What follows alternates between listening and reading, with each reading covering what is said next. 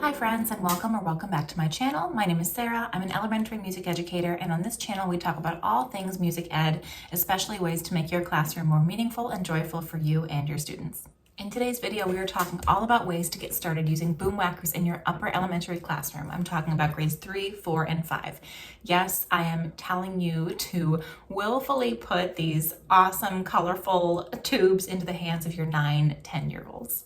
Boomwhackers are a lot of fun, and they're a great way to get students making music right away, which helps them feel successful and proud of themselves from day one. They don't really have the learning curve of a recorder, of a ukulele or a stringed instrument for sure, and they're a little more accessible and a lot cheaper than ORF instruments. Boomwhackers are great to use at any time of the year. I really like using them in 4th grade as sort of a pre-band instrument, or if you start band in 4th grade, you could do Boomwhackers in 3rd grade and have them be sort of a pre-band instrument. Boomwhackers are fairly inexpensive. I think I was looking on Amazon, and a full octave with the octavator caps, which make them play down an octave as opposed to getting the ones that are twice as long. A full octave with the octavator caps was, I think, under $50, it was around $43. And I'm talking about a diatonic set. There are chromatic notes you can get, which are helpful for those play-alongs that are in dip keys other than C. But just to start, I would recommend getting probably two sets, 2 or 3 sets, so that you have enough for all of your students. As we go through this video, I'm going to talk about rules, procedures, routines that you should build when you start teaching Boomwhackers, small group activities, opening activities, whole class activities that you can do to help students be successful with these really cool instruments. First things first, rules and procedures. You have to start with very clear expectations, and that means modeling how you want them to be how you want to hand them out, how you want students to acquire them, how you want students to use them, what kind of signals you're going to use to help them know when to stop playing and start playing. Boomwhackers can get out of control very easily. I'm sure that's not something that needs to be said, and I think that's probably a reason why a lot of teachers don't use them.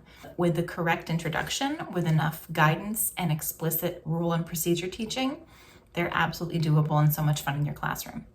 When I start with Boomwhackers, I'm talking day 1 with students, I don't give any to anyone. I have the full octave laid out in front of me so they can see how it looks and sort of make some predictions about what they're going to be hearing as they play.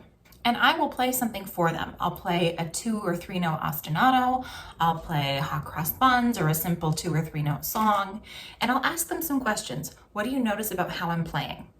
Am I hitting the boomwhacker hard or soft? What joint am I using to hit the boomwhacker from? Ask them questions about what they notice. Rather than handing out a boomwhacker to every single student and saying, all right, let's all hit it from your wrist and not your elbow. It's just a little much. If you give them guiding questions as you're showing them how to play, that's something that they can then internalize and model. As I'm modeling, we go through a few different things, specifically where on the boomwhacker I'm holding it. So about 1/3 of the way up, and if it's shorter, that matters less, but you don't want them to hit them on the floor or the chair or their legs so hard that they start to bend. So the place of the location where you hold it is important. What joint I'm hitting from. So I try to be silly with this. So of course we try to hit with our wrist, never our elbow, and certainly not our shoulder. And that just looks really silly when you demonstrate that for them, but reinforce that they should be hitting from the wrist. A lot of wrist power. They don't really need their elbow, they don't need their shoulder. We also talk about rebound. When I hit the boomwhacker on the floor, it needs to come back up. It does not slap and stay on the floor. And I'm going to say floor because that's generally where we're hitting. So introduce your boomwhackers by playing something yourself and asking them guiding questions about what they notice about how you are playing. Next, you want to be explicit with your rules. Here is how we all get boomwhackers. Here is what we listen for or look for when it's time to play. Here's what we listen and look for when it's time to stop.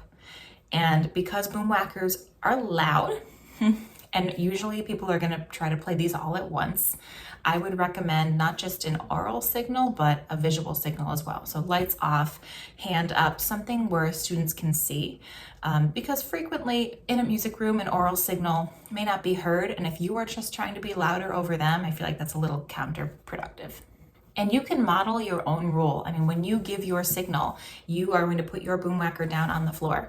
You should be following your own rules when it comes to these. So if you are sitting with your boomwhacker in your lap, but the rule is that it should be on the floor out of your hands, put the boomwhacker on the floor out of your hands. If the rule is put it across your lap, put it across your lap.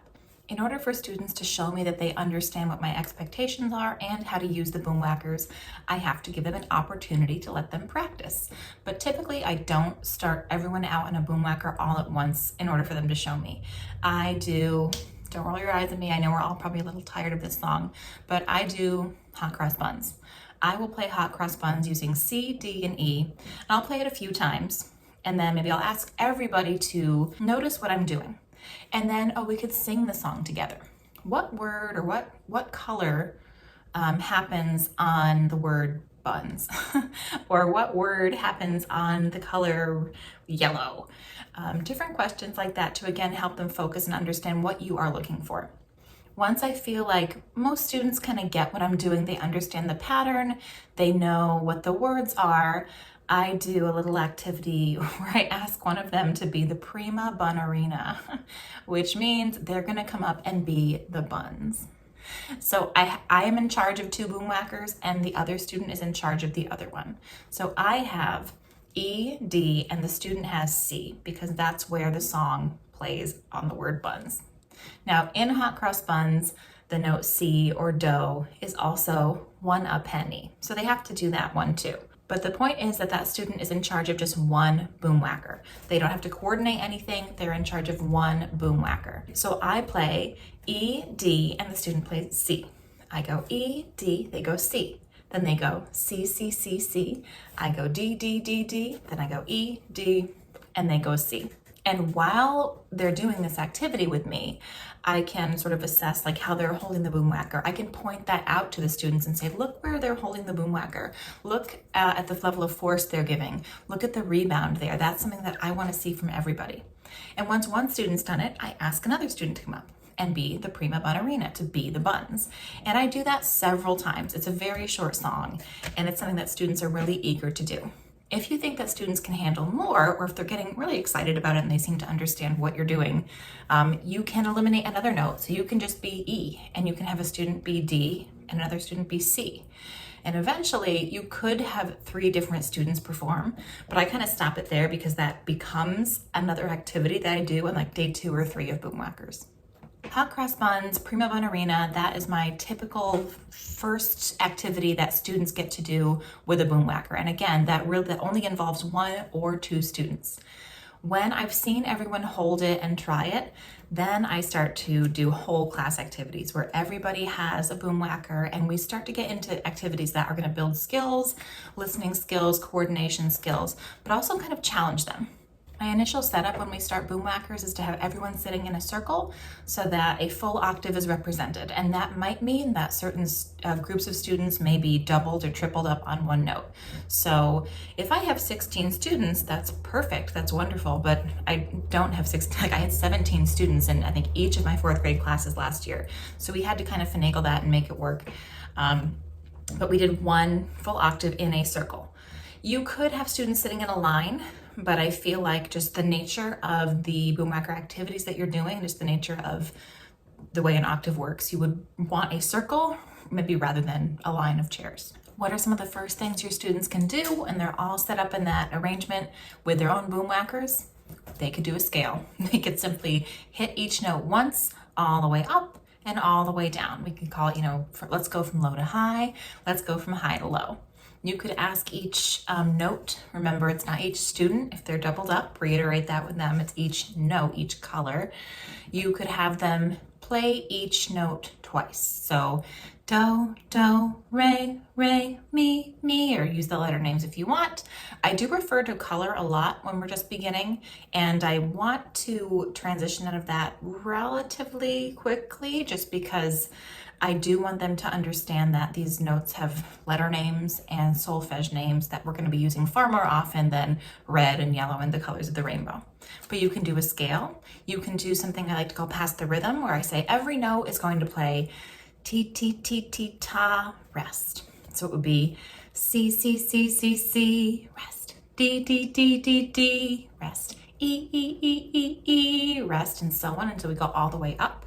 I like using rhythms with rests in them because that means they all have to feel that rest before the next note can start playing. And it helps us really internalize steady beat as a full group. Broken thirds is a little trickier. I think I've done this with fourth graders, maybe fifth graders, but I don't think I've done this with third graders yet, where you basically jump, C, E, D, F, E, G.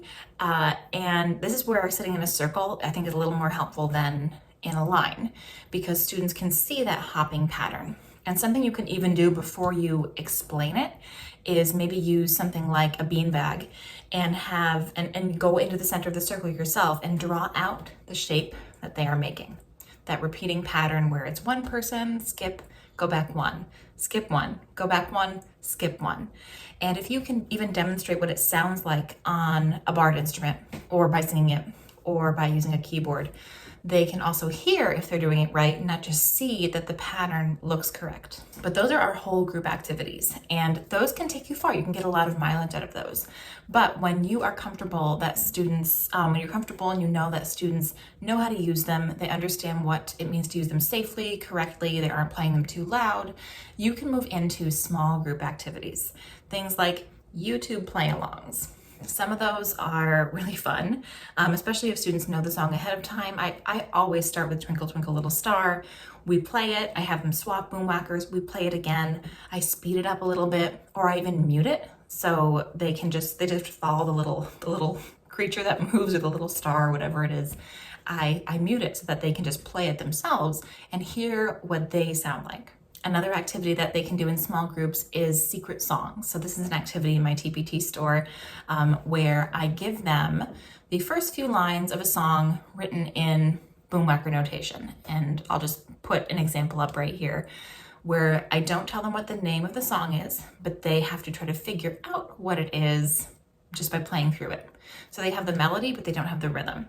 And these are simple songs like Hot Cross Buns, like Twinkle Twinkle Little Star, like Old MacDonald, things that you might find like in the first few pages of a beginning band book. And again, this works if you have a lot of Boomwhackers for your classroom. Alternatively, this particular secret songs activity can be done online using online Boomwhackers. We use PlayZilo. I used that a lot when we were in COVID, a few years ago, and couldn't really share materials between students.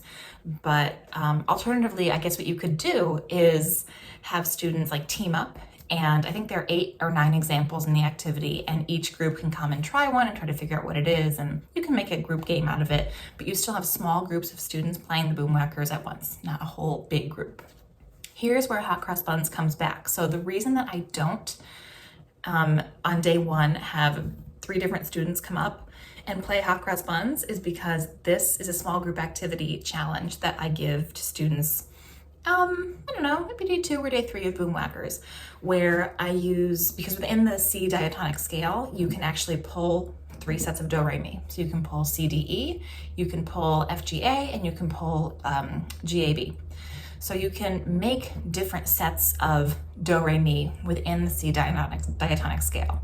And their challenge is I give groups of 3, one of those sets of do, re, mi's, and they have to figure out how to play Hot Cross Buns. And they've seen you do it with C, D, and E. So if you want to eliminate that one, or if you have chromatic Boomwhackers, that could work too. But what they're doing here is listening for a high note, a middle note, and a low note.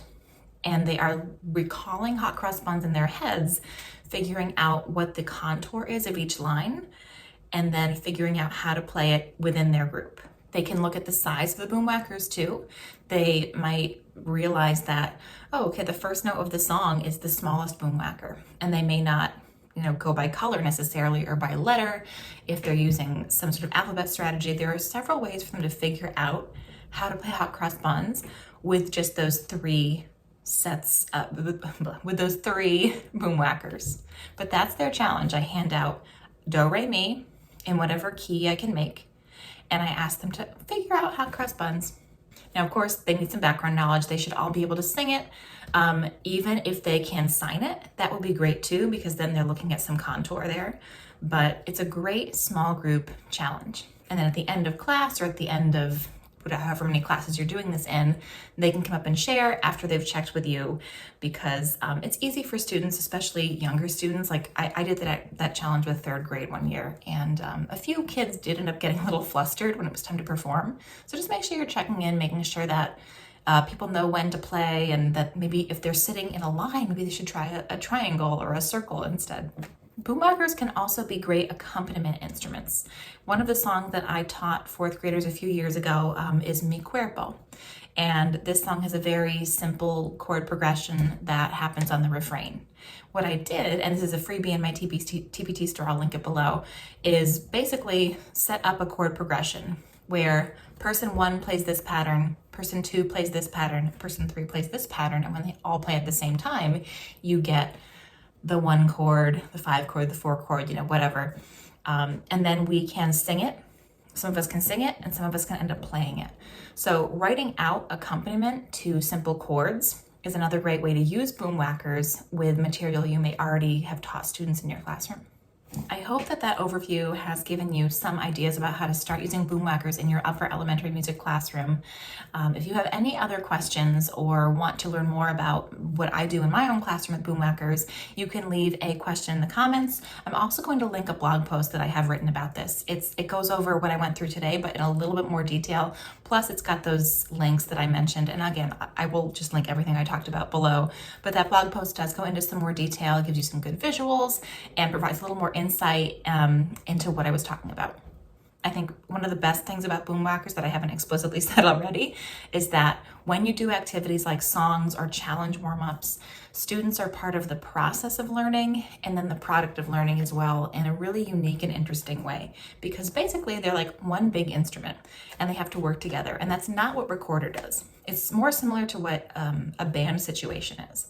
So it's not recorder where they're all individually in charge of all these different things. It's one student as part of a greater unit, all working towards this one big goal. If what I said today resonated with you, you should definitely go and connect with me on Instagram and TikTok. You can also give this video a thumbs up and subscribe to my channel. That helps other music teachers like you find and learn from my content. I also have an email list. I send 1, maybe sometimes 2 emails a week to the ADM or a different musician community with all kinds of music teacher toolbox resources, advice, tips on classroom management, different activities and lessons you can do, all kinds of things like that. If you think that's something you would be interested in, I will again have the link below for you to sign up.